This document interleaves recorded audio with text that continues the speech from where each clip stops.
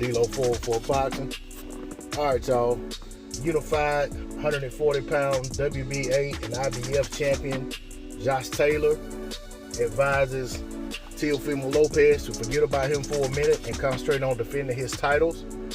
Josh Taylor says that, basically he's going for undisputed versus Jose Ramirez, who has the WBC and the WBO titles at 140 pounds. And after that, he'll be undisputed while while Lopez is only unified. Josh Taylor said Lopez is a unified fighter, only holding the WBO, WBA, and the IBF belt and that WBC franchise. I guess Josh Taylor's like a lot of other people. He's not looking at that franchise title as the legitimate championship for the WBC. So, with that being said, Taylor, I agree with what Taylor's saying. I think that Lopez needs to focus on fights that can be made in the now and focus on defending his straps. If he's not going to, go ahead and pick up that last belt versus Devin Haney, I feel like Lopez needs to concentrate on getting the title defense in, doing what he can at 135 pounds until the opportunity for undisputed showdown versus the winner of Ramirez and Taylor comes to fruition. Because right now, that fight isn't really a realistic fight. Because we've known for over a year now that the Taylor and Ramirez fight is on tap. We just don't have a date or a location on when the fight's going to take place. And it's one of those fights that, COVID seems to have derailed.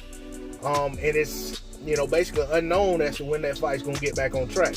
But based on what Taylor's saying, it gives me hope that the fight's going to happen and going to happen soon.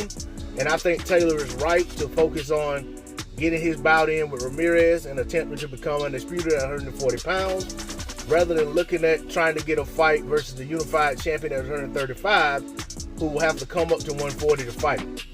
Now, as for the prospects of the fight, should Taylor get past Ramirez and Lopez, regardless of what Lopez does, between the time that he and Taylor gets the opportunity to fight, as I stated, should Taylor get past Ramirez, because it's not a gimme. Should that fight come to fruition and they get an opportunity to fight one another, I think it'll be a great fight. I think it's a fan-friendly fight. It's an exciting fight.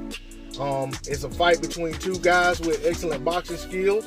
One known more as a banger, the other known more as a boxer. But at the end of the day, I think that could make for a great fight should it come to fruition. But like I said, it's a little premature to be talking about that fight. Taylor has a lot on his plate, and Lopez has a lot that he can put on his plate. It's just whether or not he has the appetite for the bouts that can be laid before him. Taylor, it's all about the Ramirez fight for him. Lopez, he has options. It seems that he has options galore at 135. There's a Ryan Garcia fight out there. There's a Tank Davis fight out there. There's a Devin Haney fight out there. Maybe even a Shakur Stevenson fight, for him at 135. Maybe Shakur, even if he don't get the fights he wants at 130, he's talked about coming at 135. So, and there's other guys too in the mix. Those are just some names. There are a lot of good fighters at 135 pounds that could be thrown in the mix. Even the Lomachenko rematch is there. There's a Linares fight. There's guys like Javier Fortuna. There's opportunities for Lopez to defend his title versus a plethora of guys. His titles versus a plethora of guys. He just has to want to make the fights, and his team has to want to make the fights, and of course the other guys have to want to make the fights. But those are the fights that make the most sense for him right now. I agree with Josh Taylor. Lopez needs to forget about him for right now and concentrate on his business at 135 pounds. D-Lo 404 Boxing. Please like, share, comment, and subscribe. That's all I got to say on the subject. I'm out. Peace.